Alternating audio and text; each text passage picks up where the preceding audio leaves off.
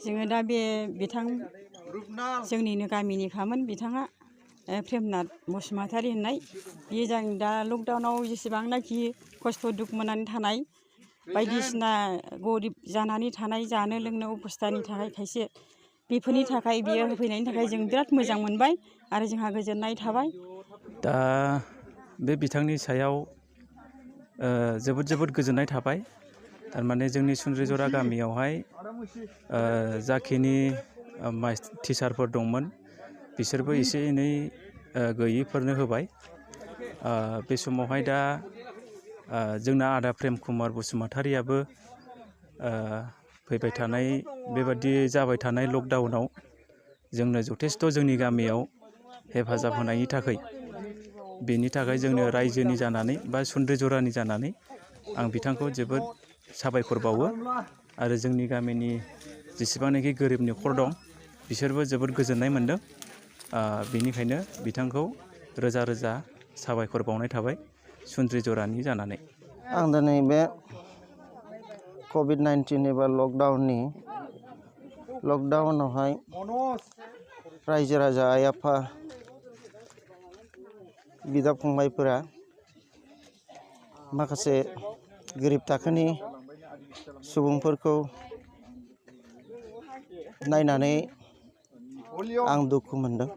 माने बिसोरा दिन हाजिरा मावग्रा बिसोरो मावनो हायाखै आरो जानायाव एसे प्रब्लेमखौ मोननायखाय आङो गोसो गोरबोजों इसोरनि मोखांखौ नायनानै आङो बे 130 जन सुबुंफोरनो आङो जोंनि बे सुन्द्रिजरा गामियाव थानाय थागिबि मानसिफोरनो साबोन थरनै माइरं 5 केजिखौ आङो आंनि गोसो गोरबोजों मोजां मोननानै होदों। लकडाउन जानायखौथ' सारा भारतआवनो होदों आरो बेखौहाय होनायनि थाखायबो आङो बिराद मोजां मोनदों माखासे बिथिंनि थाखाय। मानो होनोब्ला लकडाउन होयोबा जोंनि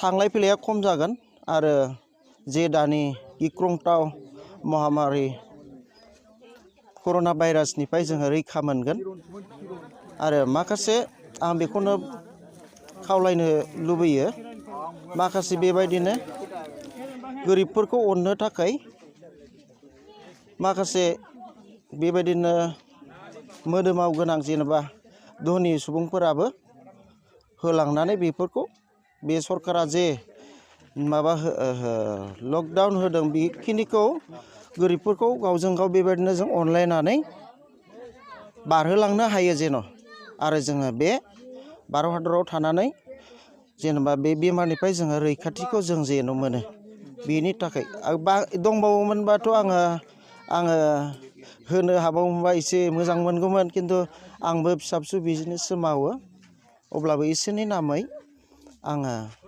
बेखौ होनाय जाबाय आरो।